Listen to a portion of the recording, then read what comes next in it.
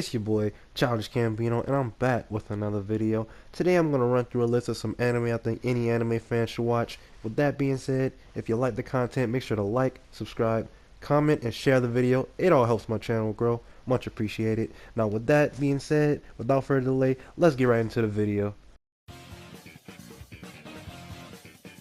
To kick off the list, we have Konosuba. Konosuba is an action, comedy, and isekai type of anime. The story revolves around the main character, Kazuma Sato. After dying a pathetic death, Kazuma finds himself being transported to another world where he must defeat the Demon King, and along the way, he meets many interesting people and gains an assortment of unique friends to help him in his quest. What I think most people are gonna like about this show is its comedy and its cast of characters. If you like over-the-top reactions, subtle perversion, or dry deadpan humor, then I can confirm that this show is it, chief. One of my favorite things about the show is Kazuma's running gag of acknowledging who he is when other people say his name. Kazuma da yo. Moving on to the characters, we have Kazuma, a regular Joe shut-in-neat, Aqua, a self-absorbed water goddess, Megumin, a lovable, cute arch-wizard, and Darkness, a masochistic knight. The characters mesh really well together. Kazuma's level-headed thinking and rational outlook really balances the group out when compared to how lively and eccentric the others are.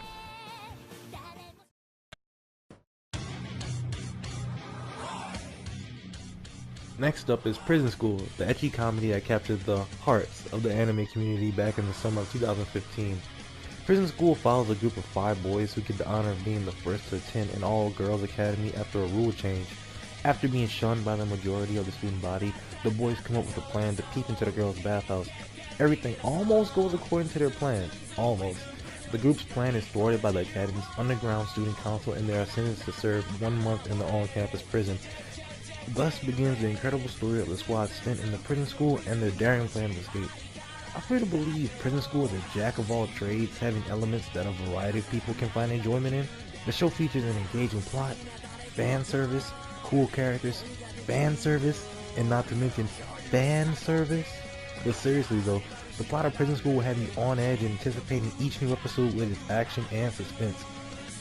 With each passing episode and new challenge that the underground student council throws at the gang, they find a way to overcome them, but are still trapped and still trying to figure out a better plan for next time. The characters are very lively and exaggerated. For example, Andre, the chubby extreme masochist of the group, is a very kind and gentle character most of the time. However, his demeanor can quickly shift when it's time for his punishment. Since he's a masochist, he really enjoys feeling pain being inflicted on him, but in a particular instance, he takes this behavior to completely new limits.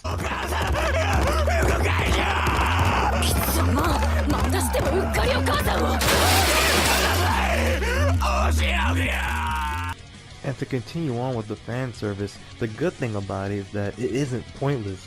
To say the very least, it's extremely engaging and dives into some very specific fetishes that are very interesting.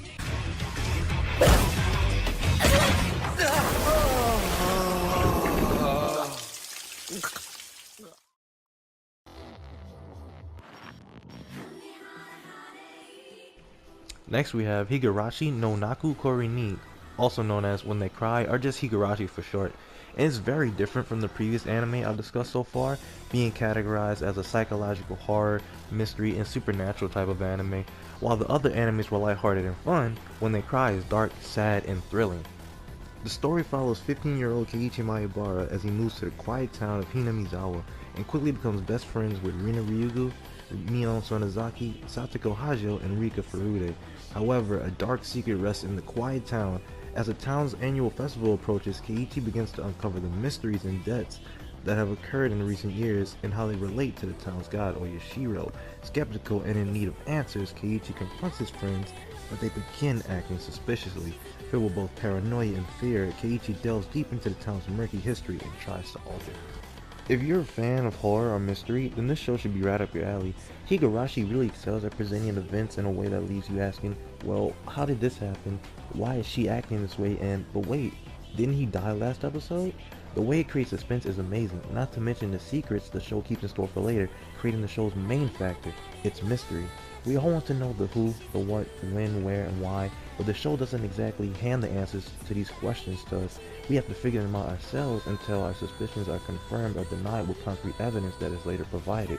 The show also does a great job of diving into each character's background and giving us their backstory. Personally, I felt that every character had a good/interesting backstory, one of my favorites being Renna's. Seeing what happened with her mom and how she felt about her dad unknowingly dating a gold digger and how he handled that situation was very thrilling to me.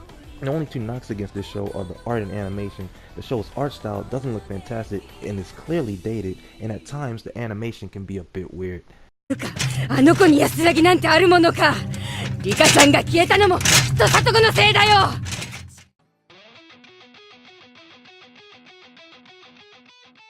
Switching things up a bit, we have the smash hit sports shonen Kuroko no Basket, also known as Kuroko's Basketball. The show follows Kuroko Tetsuya, Kagami Taiga, and their teammates as they strive to achieve their goal of winning the Inter-High Championship. Although Kuroko is the main character, due to his personality, he comes off as more of a side character at times. In stark contrast, Kagami steals the show with his fiery personality, seeming like the true main character. Kuroko no Basket is hype, and I mean hype. It may not make sense logically when you think about it, but if you take it at face value, it can be really entertaining. For example,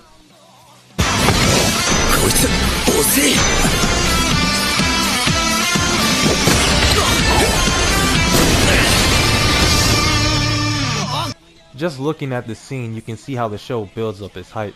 Kuroko catches his defender off guard with a nice behind the back pass to seemingly no one, but then Kagami comes out of nowhere and throws it down for a slam dunk, leaving everyone stunned. The show goes all in with these extremes, transforming the most trivial moves into something epic to bring the maximum amount of entertainment. I also believe that viewers will be able to find a great sense of relatability to resonate with. I'm pretty sure not everyone watching this has played sports, but I'm also sure that we've all had friends or rivals that you wanted to beat in some aspect of life or in an activity. We've all had that feeling of, I want to be better than this person, so I have to practice harder at whatever it is I'm doing. Both Kuroko and Kagami share this type of mentality, so majority of viewers will be able to relate to it for sure.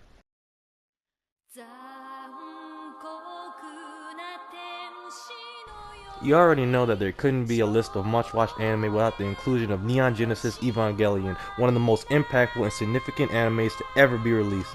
Neon Genesis Evangelion takes place in the year 2015 as the world is on the brink of destruction caused by the entities known as angels. The fate of the world is left in the hands of three teenagers, Shinji Ikari, Asuka Langley, and Rei Ayanami. A young boy's heroic tale will unfold as he transcends the boundaries of mortal men and becomes a legend, but at what cost? I'll be honest, Neon Genesis Evangelion is not for everyone. It isn't your typical shonen action series or romance comedy series. Neon Genesis is an in-depth analytical series focused on its characters' perception of themselves and the world around them, also how they interact with each other. Evangelion tackles themes of self-worth, religion, sex, and more. For almost the entire series, the main character, Shinji, struggles to find his motivation to live and his new view of himself. You're very insecure, aren't you? To become secure, I have to have value. I want to be worth something. I want to be worth enough to attract the attention of others. But your value is something you have to find for yourself. All of this is rooted in deep personal issues that I won't spoil, but if you're someone who doesn't need a show's main focus to be its action, but the show still features action as a secondary element, you might enjoy Neon Genesis. I highly recommend you at least give it a try.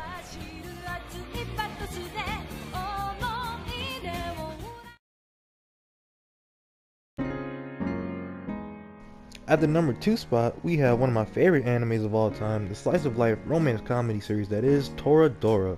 Toradora revolves around the characters Ryuji Takasu and Taiga Asuka.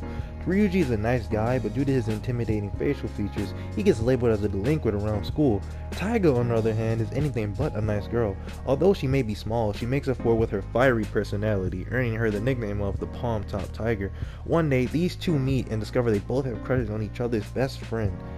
The show really excels at showing us why characters are the way they are as well, giving great backstory that details what led to these characters being how they are. Also, Toradora does a great job of telling a compelling love story that blossoms over time. You think two individuals are going to end up together in the end, but they end up with different people.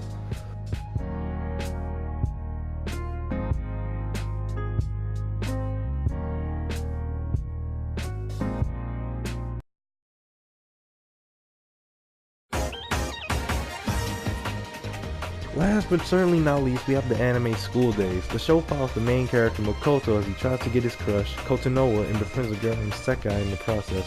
The three all become friends, enter a love triangle, and things take a turn for the worse.